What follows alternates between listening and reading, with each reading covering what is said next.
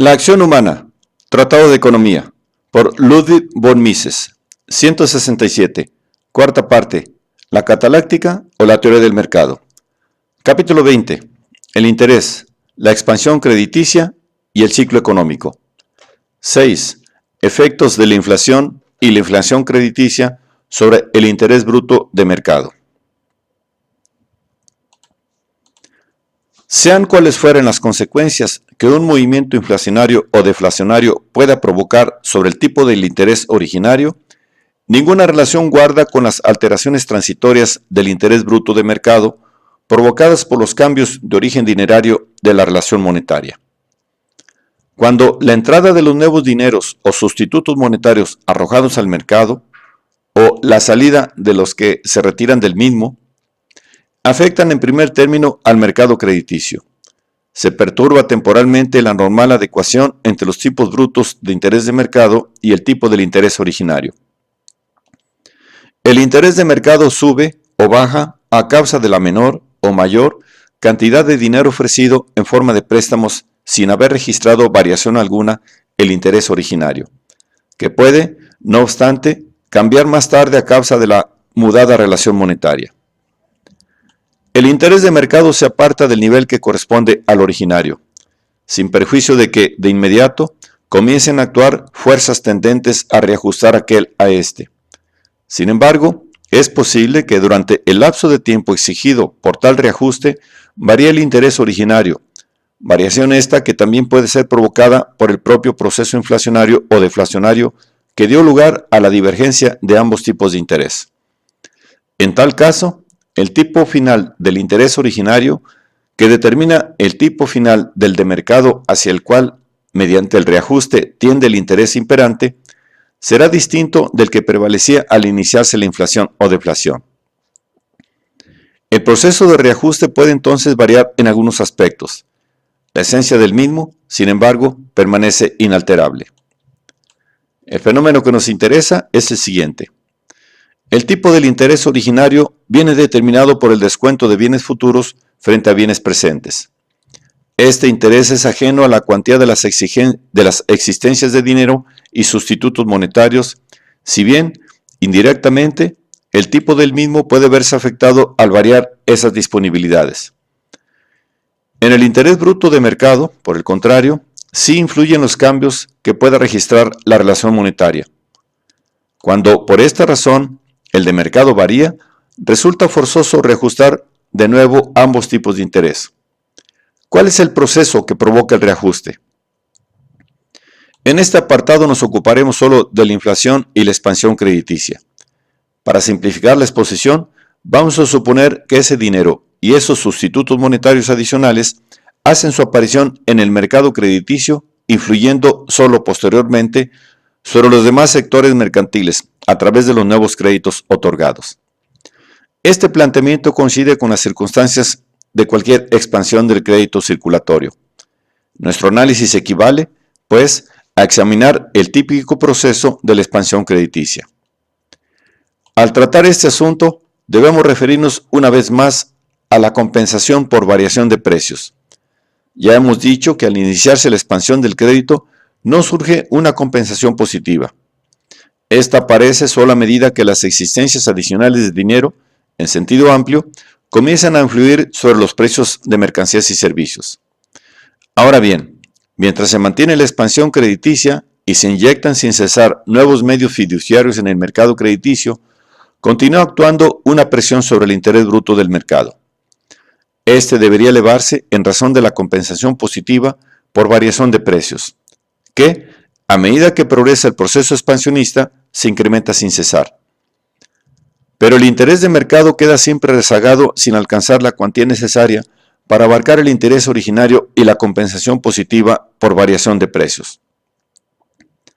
Conviene insistir sobre este punto, pues sirve para refutar los criterios que suelen adoptarse para distinguir lo que la gente denomina intereses altos e intereses bajos. Por lo general, se toma en consideración simplemente la cuantía de los tipos o la tendencia que refleja. La opinión pública considera normal el interés comprendido entre un 3 y un 5%. Cuando el tipo de mercado sobrepasa este límite, o simplemente cuando los tipos, con independencia de su cuantía aritmética, tienden a subir, el hombre medio cree expresarse correctamente al hablar de intereses altos o en alza. Frente a tales errores, es obligado resaltar que, al producirse una subida general de precios, es decir, rebaja del poder adquisitivo de la moneda, para que el interés bruto de mercado pueda estimarse incambiado, es preciso que se incremente con la positiva compensación por variación de precios que sea precisa. En tal sentido, ha de considerarse bajo, ridículamente bajo, el tipo de descuento del 90% aplicado en el otoño de 1923 por el Reichsbank, pues resultaba a todas luces insuficiente para cubrir la necesaria compensación por variación de precios, dejando además desatendidos los restantes componentes que entran en el interés bruto de mercado. Este mismo fenómeno se reproduce sustancialmente en toda prolongada expansión crediticia. El interés bruto de mercado sube durante el curso de toda expansión. Sin embargo, siempre resulta bajo en comparación con la previsible alza ulterior de los precios. En nuestro análisis del desenvolvimiento de la expansión crediticia, suponemos que un hecho nuevo, la presencia en el mercado crediticio de una serie de medios fiduciarios antes inexistentes, viene a perturbar la adecuación del sistema económico a las circunstancias de aquel mercado, perturbando la tendencia hacia determinados precios y tipos de interés finales.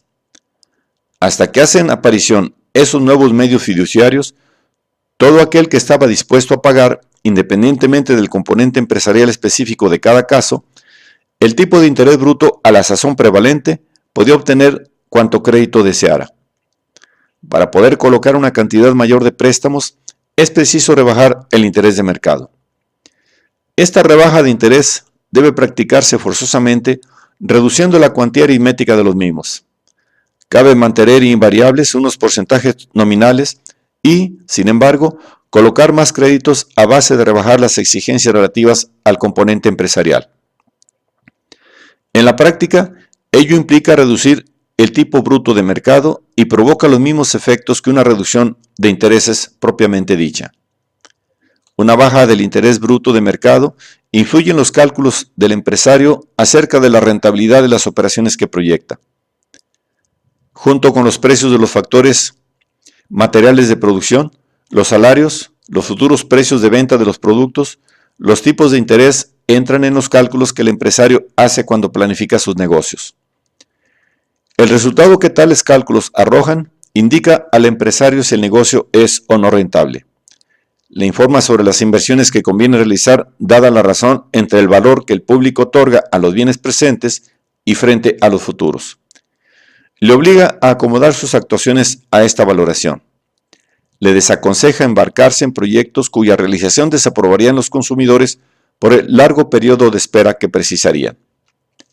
Le fuerza a emplear los bienes de capital existentes del mejor modo posible para satisfacer las necesidades más acuciantes de la gente. Pero aquí la baja del interés viene a falsear el cálculo empresarial. Pese a que no hay una mayor cantidad de bienes de capital disponibles, se incluye en el cálculo parámetro que serían procedentes solo en el supuesto de haber aumentado las existencias de bienes de capital. El resultado, consecuentemente, induce a error. Los cálculos hacen que parezcan rentables y practicables negocios que no lo serían si el tipo de interés no se hubiera rebajado artificialmente mediante la expansión crediticia. Los empresarios se embarcan en la realización de tales proyectos. La actividad mercantil se estimula. Comienza un periodo de auge o expansión. La demanda adicional desatada por los empresarios que amplían sus operaciones pone en marcha una tendencia al alza de los precios de los bienes de producción y de los salarios. Al incrementarse estos, el precio de los bienes de consumo también se encarece. Los empresarios, por su parte, contribuyen igualmente a ese encarecimiento, pues, engañados por unas ilusorias ganancias que sus libros arrojan, incrementan el consumo propio. La general subida de precios genera optimismo. Si solo se hubieran encarecido los factores de producción y se hubiera mantenido estático el precio de los bienes de consumo, los empresarios se habrían inquietado. Pero la mayor demanda de artículos de consumo y el aumento de las ventas, pese al alza de los precios, tranquiliza sus inquietudes. Confían en que, no obstante el aumento de los costes, sus operaciones resultarán beneficiosas y las prosiguen sin mayores preocupaciones.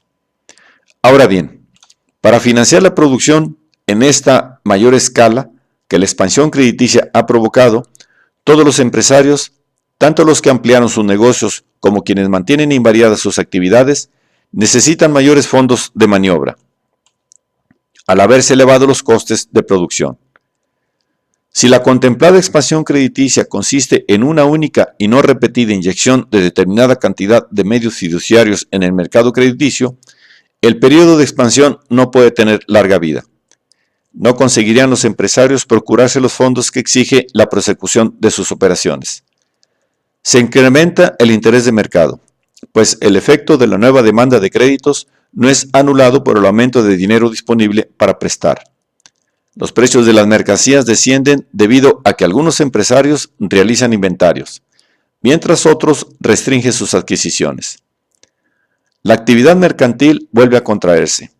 Termina el periodo de expansión simplemente porque las fuerzas que lo generaron han dejado de actuar.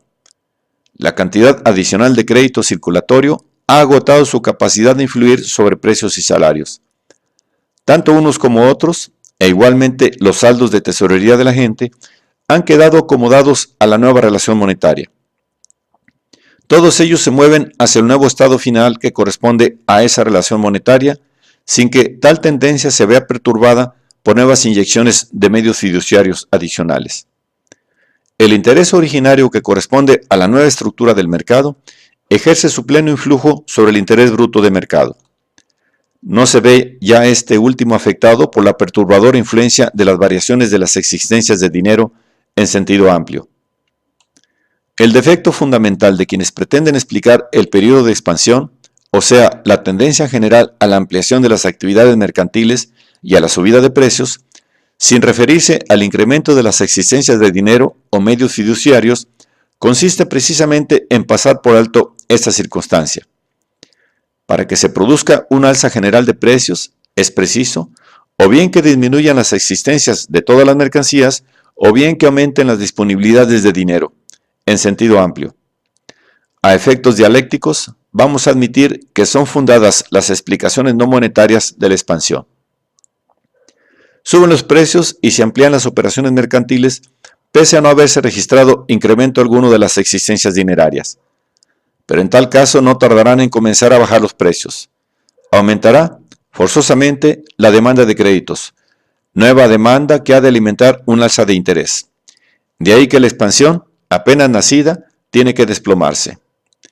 La verdad es que todas las teorías no monetarias del ciclo económico presumen tácitamente, o al menos lógicamente, así deberían hacerlo, que la expansión crediticia es un fenómeno que no puede dejar de acompañar a la expansión. Se ven forzadas a admitir que en ausencia de la expansión crediticia, la expansión no podía producirse y que el aumento de las existencias de dinero, en sentido amplio, es condición necesaria para que aparezca la tendencia al alza de los precios. Resulta, pues, que examinadas más de cerca, tales explicaciones no monetarias de las fluctuaciones cíclicas se limitan a afirmar que la expansión crediticia, si bien es requisito indispensable para la aparición de la expansión, no es por sí sola condición suficiente para que el mismo se produzca, sino que se precisa la concurrencia de otras circunstancias. Aún en este restringido aspecto, yerran las teorías no monetarias. Es indudable que toda expansión crediticia tiene por fuerza que provocar el auge anteriormente descrito. La tendencia de la expansión crediticia a provocar ese auge solo queda enervada en el caso de que al tiempo aparezcan otras circunstancias de signo contrario.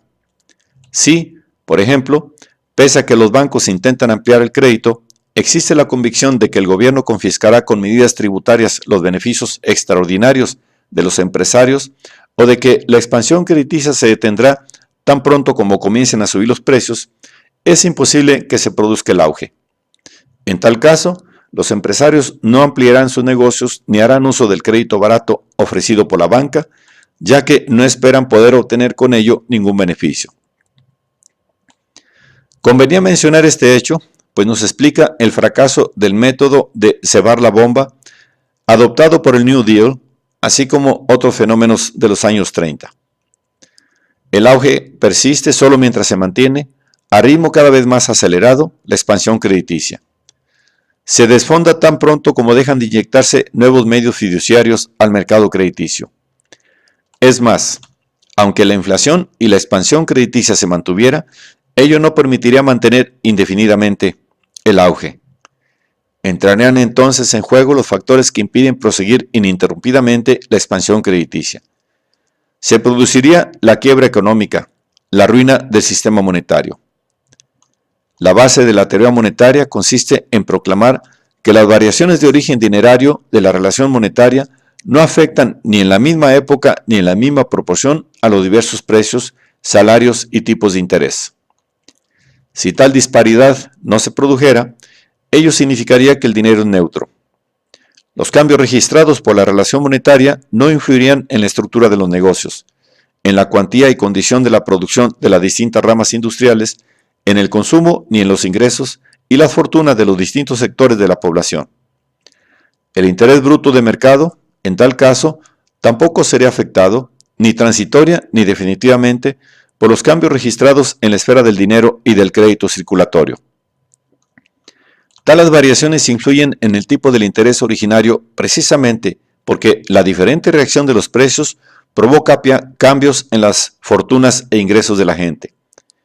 El que, con independencia de las variaciones del interés originario, también se modifique temporalmente el tipo del interés bruto de mercado, es una prueba más de la existencia de la mencionada diferencia. Si las adicionales sumas dinerarias acceden al mercado siguiendo vías que, de momento, eluden el sector crediticio, que solo es influido después de haberse producido las correspondientes alzas en los precios de las mercancías y del trabajo, los efectos que el dinero en cuestión provoca sobre el interés de mercado son muy exiguos o totalmente nulos. Cuanto más temprano acudan al mercado crediticio las nuevas existencias de dinero o de medios fiduciarios, con tanta mayor violencia se verá afectado el tipo de interés bruto de mercado. Cuando, bajo una expansión crediticia, la totalidad de los sustitutos monetarios adicionales se invierte en préstamos a los negocios, la actividad mercantil se incrementa. Los empresarios amplían lateralmente la producción, es decir, no alargan el periodo de producción de ninguna industria o la amplían longitudinalmente, o sea, dilatando el periodo de producción. Las nuevas explotaciones, en cualquiera de los casos, exigen la inversión de factores de producción adicionales. Sin embargo, la cuantía de los bienes de capital existentes no ha aumentado. Por otra parte, la expansión crediticia no provoca una tendencia hacia la restricción del consumo. Es cierto, como veíamos al tratar del ahorro forzoso, que después, según vaya progresando la expansión, una parte de la población tendrá que restringir su consumo. Pero depende de las específicas circunstancias de cada caso el que ese ahorro forzoso de algunos sectores llegue o no a superar el mayor consumo de otros grupos y provoque, en definitiva, un aumento efectivo del ahorro disponible. La consecuencia inmediata de la expansión crediticia es incrementar el consumo de aquellos asalariados cuyos ingresos han aumentado a causa de la mayor demanda laboral desatada por los empresarios cuyas actividades se amplían. Supongamos que ese mayor consumo de los grupos favorecidos por la expansión ha sido exactamente compensado por la restricción que han tenido que imponerse los perjudicados por la inflación, de tal suerte que en conjunto el consumo permanece invariado. La situación es, pues, la siguiente. Se ha variado la producción en el sentido de ampliar el periodo de espera. Sin embargo, la demanda de bienes de consumo no se ha restringido de suerte que permite una mayor duración de las existencias disponibles. Naturalmente, este hecho eleva los precios de los bienes de consumo y así provoca la tendencia al ahorro forzoso. Pero esta alza de los bienes de consumo refuerza la tendencia expansiva de los negocios. Del aumento de la demanda y de la subida de los precios, los empresarios deducen que será rentable invertir y producir más. Esta expansión de la actividad empresarial da lugar a un nuevo encarecimiento de los factores de producción, elevación de los salarios y, consecuentemente, subida del precio de los bienes de consumo. Los negocios seguirán ampliándose mientras los bancos sigan estando dispuestos a aumentar el crédito. Al iniciar la expansión crediticia, se pusieron en marcha todos aquellos proyectos que, dadas las específicas circunstancias del mercado, resultaban rentables. El sistema se movía hacia un estado en el que encontrarían trabajo todos los que quisieran emplearse por cuenta ajena y se aprovecharían los factores convertibles de producción en el grado aconsejado por la demanda de los consumidores y por las disponibles existencias de trabajo y de factores no específicos de producción. Una ulterior expansión de la producción es posible solo si la cuantía de los bienes de capital aumenta por efecto de un nuevo ahorro, es decir, un excedente de la producción sobre el consumo. Lo característico del auge de la expansión crediticia es que con ella estos nuevos bienes de capital no se producen, por lo que los bienes de capital se precisan para ampliar las actividades económicas deberán ser retraídos de otras producciones. Denominamos P a las existencias totales de bienes de capital disponibles al comenzar la expansión crediticia y G a la cantidad total de bienes de consumo que puede producir durante un cierto lapso de tiempo sin perjuicio para la ulterior producción. Así las cosas, los empresarios, castigados por la expansión crediticia, se lanzan a elaborar una nueva cantidad G3 de bienes de la misma clase que los anteriormente producidos y una cantidad G4 de mercancías que antes no se fabricaba. Para la producción de G3 se necesitan unas supletorias existencias P3 de bienes de capital y para G4 bienes de capital que denominaremos P4. Pero, como quiera que permanece invariada la cantidad de bienes de capital disponible, ni P3 ni P4 cobran existencia real. Precisamente en esto estriba la diferencia que distingue un auge artificial ingeniado a base de expansión crediticia de un normal aumento de producción que solo puede provocarse con el efectivo concurso de P3 y P4. Denominaremos R a aquellos bienes de capital que, detraídos de la producción total de un determinado periodo temporal, es preciso reinvertir al objeto de reponer el desgaste sufrido por P durante el proceso productivo. Si R se destina a esta reposición, se podrá producir de nuevo G durante el siguiente periodo. En cambio, si R no se reinvierte, la cantidad de P quedará disminuida en la cantidad R y entonces P menos R ya solo producirá Q menos A en el siguiente periodo temporal. Podemos igualmente suponer que es una economía progresiva la afectada por la expansión crediticia que nos ocupa. En el periodo anterior a la expansión crediticia, el sistema produjo, como si dijéramos normalmente, unos bienes de capital adicionales, que denominaremos P1 menos P2, P1 más P2. En la ausencia de toda expansión crediticia, P1 se habría dedicado a producir una adicional cantidad G1 de bienes ya anteriormente producidos, y P2 a la elaboración de unas nuevas mercancías G2 no producidas antes. Los bienes de capital que los empresarios tienen a su libre disposición son R más P1 más P2. Confundidos, sin embargo, por la aparición del dinero barato, los empresarios proceden como si dispusieran de R más P1 más P2 más 3 más P3 más P4 y como si, consecuentemente, estuviera en su mano producir no solo G más G1 más G2, sino además G3 más G4. Pujan entre sí por unas existencias de bienes de capital a todas luces insuficientes para llevar adelante sus ambiciosos planes.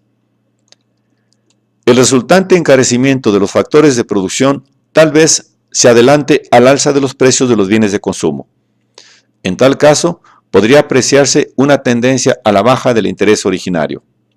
Sin embargo, al progresar el movimiento expansionista, la subida del precio de los bienes de consumo sobrepasará al aumento de los factores de producción. El alza de salarios y jornales y las ganancias de capitalistas, empresarios y agricultores, si bien en gran parte son tan solo nominales, intensifican la demanda de bienes de consumo. No vale la pena analizar ahora la afirmación de quienes, argumentando en favor de la expansión crediticia, aseguran que el auge puede, por virtud del ahorro forzoso, incrementar efectivamente las existencias de bienes de consumo. Porque es indudable que la intensificada demanda de estos últimos ha de afectar al mercado mucho antes de que las nuevas inversiones hayan podido generar los correspondientes productos. La desigualdad entre los precios de los bienes presentes y los de los bienes futuros vuelve a crecer. La tendencia al alza del interés originario sustituye a la contraria que posiblemente se produjera al comienzo de la expansión. Esta tendencia al alza del interés originario, así como la aparición de una positiva compensación por variación de precios, nos permite comprender algunas características del auge o expansión. Los bancos se encuentran con una mayor demanda de créditos y descuentos. Los empresarios están dispuestos a pagar mayores intereses brutos. Siguen concertando préstamos pese a que los bancos cobran más caro el crédito. Los tipos brutos de interés son aritméticamente superiores a los que regían antes de la expansión, pero su crecimiento, desde un punto de vista económico, se ha rezagado, siendo su cuantía insuficiente para cubrir el interés originario y, además, el componente empresarial y la compensación por variación de precios. Los banqueros están convencidos de que, al hacer más onerosas sus condiciones, han hecho cuanto estaba en su mano para suprimir las especulaciones perniciosas. Consideran infundadas las críticas de quienes les acusan de atizar el fuego de la expansión. No advierten que, al inyectar en el mercado más y más medios fiduciarios, avivan el auge. Es la continua creación de medios fiduciarios lo que produce, alimenta y acelera el boom. El alza del interés bruto de mercado es solo consecuencia del aumento de medios fiduciarios. Para averiguar si hay o no expansión crediticia, es preciso examinar la cantidad existente de medios fiduciarios, no la cuantía aritmética de los tipos de interés. Suele describirse el auge como una sobreinversión. Sin embargo, lo cierto es que solo es posible incrementar las inversiones si se dispone de nuevos bienes de capital. Como quiera que, aparte del ahorro forzoso, el auge en sí no restringe, sino que aumenta el consumo. Es imposible que a través de él surjan los nuevos medios de capital requeridos por la ulterior inversión. El auge, en realidad, no supone inversiones excesivas, sino torpes e inoportunas inversiones. Los empresarios pretenden emplear las existencias de R más P1 más P2 como si de R más P1 más P2 más P3 más P4 se tratara. Se embarcan en una expansión de la inversión a una escala para que los bienes de capital disponibles resultan insuficientes.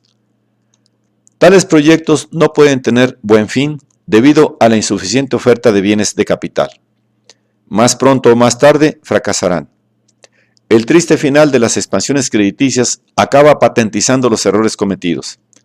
Hay industrias que no pueden funcionar porque otras fábricas no producen los factores complementarios que ellas necesitan. Hay mercancías que no es posible colocar, pues los consumidores prefieren otros bienes que no se fabrican en suficiente cantidad. Hay instalaciones a medio construir que no se concluyen por resultar manifiesto que su explotación produciría pérdidas. La errónea creencia de que lo esencial del auge es la sobreinversión y no la mala inversión es consecuencia del inveterado hábito de juzgar las cosas solo por sus aspectos visibles y tangibles. El observador percibe solo las malas inversiones sin advertir que su fallo consiste en que otras industrias no pueden proporcionarle los factores complementarios de producción que necesita, así como otros bienes de consumo que el público más urgentemente precisa. Por razones técnicas, toda ampliación de la producción debe comenzarse aumentando las existencias de aquellos factores que se precisan en los estadios más alejados de los bienes de consumo. Para incrementar la producción de zapatos, tejidos, automóviles, mobiliarios y viviendas, es preciso comenzar por ampliar la fabricación de hierro, de acero, de cobre y demás mercancías análogas.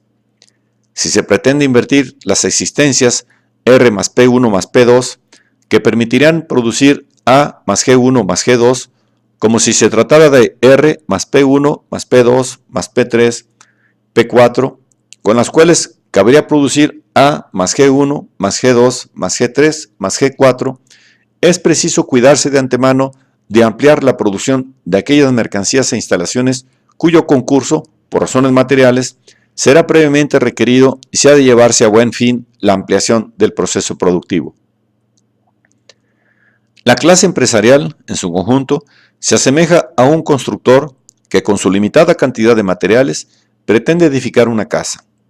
Si sobreestima sus disponibilidades, trazará proyectos que excederán la capacidad de los medios de que dispone. Dedicará una parte excesiva de los mismos a trabajos de explanación y acimentaciones, para después advertir que con los materiales restantes no puede terminar el edificio. El error de nuestro constructor no consistió en efectuar inversiones excesivas, sino en practicarlas desatinadamente, habida cuenta de los medios de que disponía. Es erróneo igualmente suponer que la crisis fue provocada por haberse inmovilizado una parte excesiva de capital circulante. El empresario individual, al enfrentarse con la restricción de créditos, con ocasión de la crisis, lamentará, desde luego, el haber invertido demasiados fondos en la ampliación de sus instalaciones y en la adquisición de equipo duradero. Su posición sería hoy más holgada si pudiera disponer de esos fondos para la normal gestión del negocio. Cuando el auge se transforma en depresión, no escasean ni las materias primas, ni los mercados, ni las mercancías básicas, ni los semiproductos, ni los artículos alimenticios. Lo que caracteriza a la crisis es el que la oferta de tales bienes sea tan abundante que echa por tierra sus precios. Todo esto explica por qué la ampliación de los elementos productivos y de la capacidad de las industrias pesadas, así como de los bienes duraderos, es típico de todo periodo de auge crediticio. Las publicaciones y los editorialistas financieros han estado en lo cierto durante más de 100 años al ver en las cifras de producción de las citadas industrias, así como en las de la construcción, una clara indicación del ciclo económico. Solo se equivocan al hablar de sobreinversiones. Naturalmente, el auge influye también en las industrias productoras de bienes de consumo. Lo que sucede es que muchas veces los nuevos centros productivos y las ampliaciones de los anteriormente existentes no ofrecen a los consumidores las mercancías que estos más desean. Lo más probable es que los empresarios del sector también hayan trazado planes pretendiendo producir R más G1 más G2 más G3 más G4. El fracaso de estos planes desmedidos revela su falta de fundamento. Un marcado encarecimiento de los precios no es un fenómeno que necesariamente haya de acompañar al auge. El aumento de los medios fiduciarios tiende siempre teóricamente a hacer subir los precios. Sin embargo, es posible que esa tendencia tropiece con fuerzas de signo contrario que reduzcan el alza o incluso la supriman por entero. El periodo histórico durante el cual el suave y ordenado funcionamiento del mercado se vio una y otra vez descoyuntado por actividades expansionistas fue una época de continuo progreso económico. La incesante acumulación de nuevos capitales permitió implantar los últimos progresos de la técnica. Se incrementó la productividad por unidad de inversión y la actividad mercantil anegó los mercados con cantidades crecientes de artículos baratos. Si en ese periodo el aumento de las existencias de dinero, en sentido amplio, no hubiera sido tan señalado como efectivamente fue, se habría registrado una tendencia a la baja de los precios de todas las mercancías. Las modernas expansiones crediticias se han producido siempre sobre un trasfondo de poderosas fuerzas que se oponían al alza de los precios. Pero en esa pugna prevalecieron normalmente las tendencias encarecedoras. Hubo también casos en que la subida de los precios fue muy reducida. Un ejemplo bien conocido nos lo brinda la expansión crediticia de 1926 a 1929. Lo esencial de la expansión crediticia no varía por la aparición de tales casos particulares. Lo que induce al empresario a embarcarse en determinados proyectos no son ni los precios altos ni los precios bajos, sino la discrepancia entre los costes de producción, incluidos entre ellos el interés del capital necesario y el previsto precio de los productos terminados. La rebaja del tipo de interés bruto de mercado que la expansión crediticia invariablemente provoca hace que aparezcan rentables proyectos que antes no lo eran. Da lugar, según decíamos, a que R más P1 más P2 se manejen como si en verdad fueran R más P1 más P2 más P3 más P4. Determina necesariamente una estructura de la inversión y de la producción en desacuerdo con las efectivas existencias de bienes de capital y que forzosamente acabará derrumbándose. Solo accidentalmente varía el planteamiento cuando los cambios de precios coinciden en determinado medio económico con una tendencia al alza del poder adquisitivo de la moneda, no llegando esta última a cambiar totalmente de signo, con lo cual, en la práctica, los precios quedan más o menos invariados. Es claro que en ningún caso puede la manipulación bancaria proporcionar al sistema económico los bienes de capital. Para una efectiva expansión de la producción, lo que se necesita son nuevos bienes de capital, no dinero ni medios fiduciarios. El auge de la expansión crediticia se apoya en las arenas movedizas del papel moneda y el dinero bancario. Por eso, al final, se viene abajo. La crisis aparece en cuanto los bancos se ponen nerviosos ante el acelerado paso de la inflación y pretenden reducir la expansión crediticia. El auge solo puede mantenerse mientras alegremente sigan concediéndose créditos a las empresas para continuar sus desorbitados programas, a todas luces disconformes con las reales existencias de factores de producción y las auténticas valoraciones de los consumidores. Los quiméricos planes surgidos del financiamiento del cálculo económico, provocado por la política de dinero barato, solo pueden ser financiados mediante créditos otorgados con un interés bruto artificialmente rebajado en relación con el que regiría en un mercado crediticio inadulterado. Es precisamente ese margen el que hace aparentemente rentable esos proyectos. No es el cambio de actitud de los bancos lo que provoca la crisis. Lo único que hace ese cambio es poner de manifiesto el daño provocado por los disparates cometidos durante el periodo de expansión. Aunque las instituciones crediticias persistieran obstinadamente en su actitud expansionista, no por ello el auge podría mantenerse eternamente. Tiene que fracasar por fuerza todo intento de reemplazar unos inexistentes bienes de capital, es decir, las expresiones P3 y P4, por nuevos medios fiduciarios. Si la expansión crediticia no se detiene a tiempo, el auge da paso a la catástrofe monetaria. Aparece la huida hacia valores reales y todo el sistema monetario se viene abajo. Por lo general, hasta ahora, los bancos no llevaron las cosas hasta el último extremo. Se asustaron cuando todavía estaba lejos el desastre final. Tan pronto como cesa la creación de medios de pago adicionales, se viene abajo el castillo de naipes del auge. Los empresarios se ven obligados a restringir sus actividades al carecer de los fondos exigidos para proseguirlas a la exagerada escala comenzada. Caen los precios debido a que hay empresas que se deshacen como pueden de sus inventarios a cualquier precio. Las fábricas se cierran, proyectos iniciados se interrumpen, comienza el despido de obreros. Como quiera que, de un lado, hay firmas que precisan desesperadamente de numerario para evitar la quiebra y de otro, ya nadie goza del crédito antes tan generosamente a todos concedido. El componente empresarial del interés bruto de mercado se dispara. Circunstancias accidentales de orden institucional y psicológico suelen transformar la iniciación de la crisis en pánico abierto. Podemos dejar a los historiadores la descripción de las lamentables situaciones que entonces se producen. No compete a la teoría cataláctica examinar con detalle las calamidades propias de los días y las semanas de pánico, ni detenerse en los diversos aspectos del mismo, a veces realmente grotesco. La economía nos interesa por lo que es puramente accidental y dependiente de las circunstancias históricas de cada caso concreto. La ciencia debe, al contrario, distinguir y separar lo esencial y apodícticamente necesario de lo solo adventicio y desdeñar los aspectos psicológicos del pánico.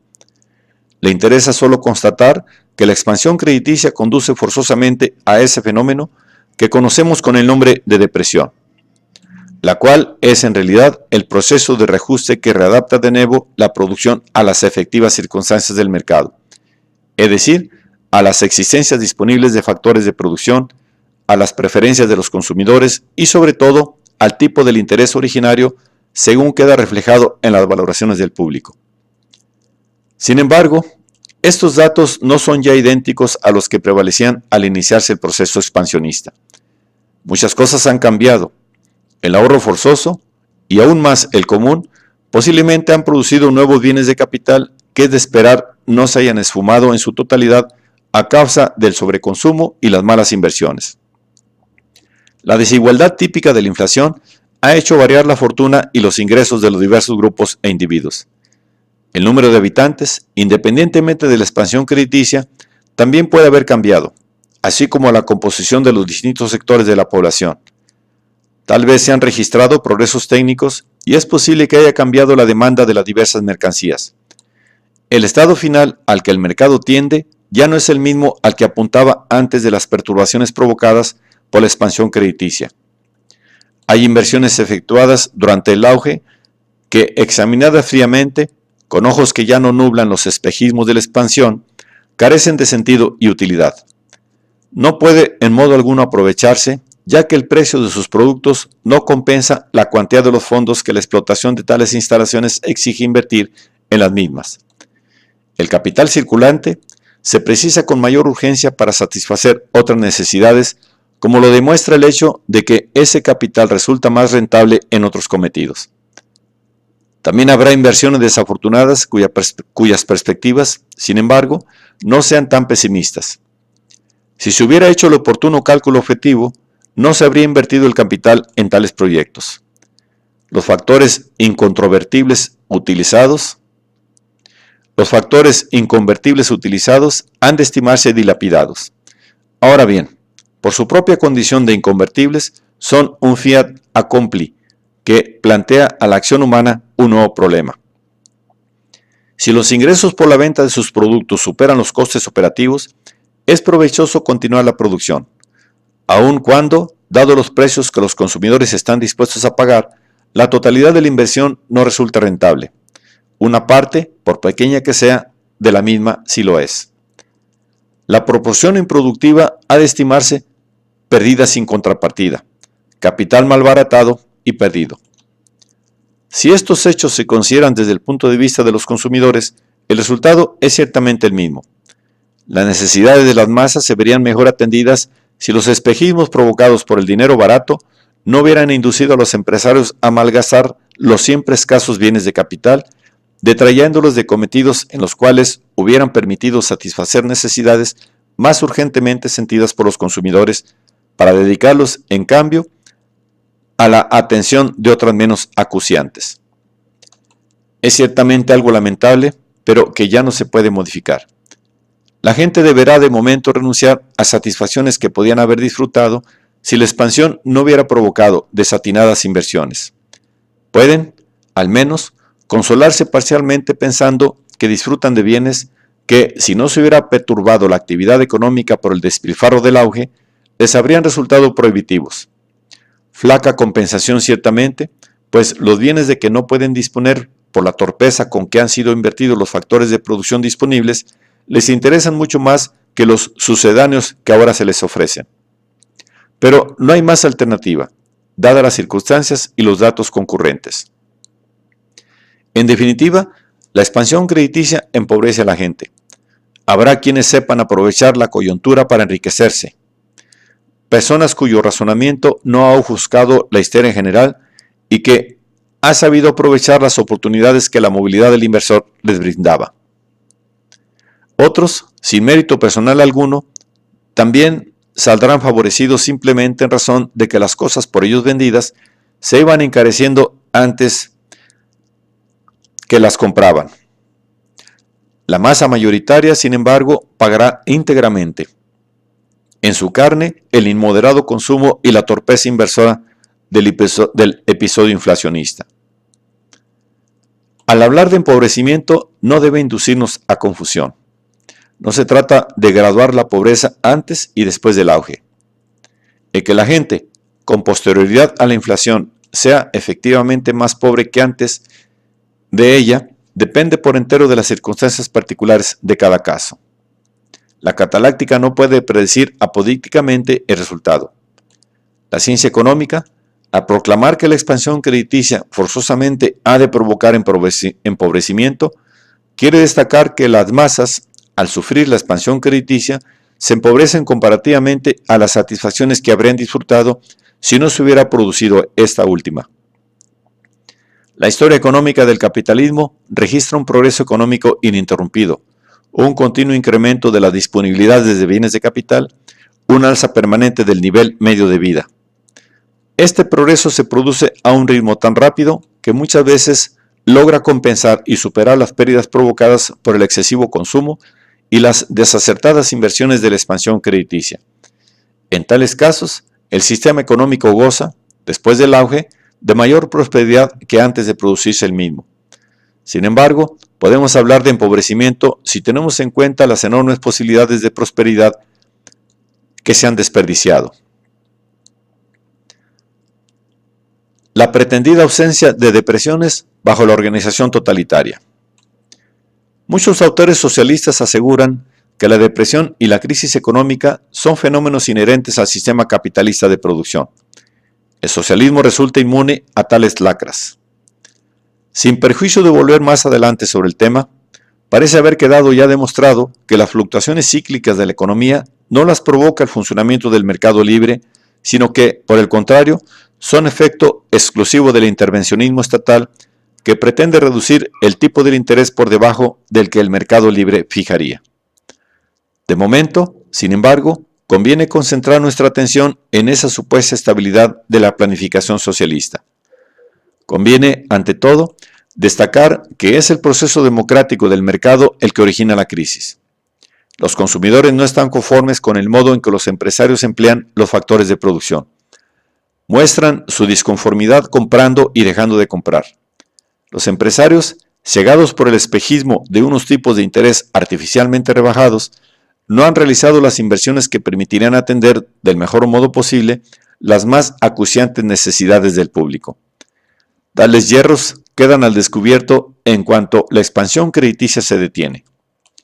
La actitud de los consumidores obliga a los empresarios a reajustar sus actividades, siempre con miras a dejar atendidas, en la mayor medida posible, las necesidades de la gente. Eso que denominamos depresión es precisamente el proceso liquidatorio de los errores del auge, readaptación de la producción a los deseos de los consumidores. Por el contrario, en la economía socialista solo cuentan los juicios de valor del gobernante. Las masas no tienen medios que les permitan imponer sus preferencias. El dictador no se preocupa de si la gente está o no conforme con la cuantía de lo que él acuerda dedicar al consumo y de lo que decide reservar para ulteriores inversiones. Si la importancia de estas últimas obliga a reducir drásticamente el consumo, el pueblo pasa hambre y se aguanta.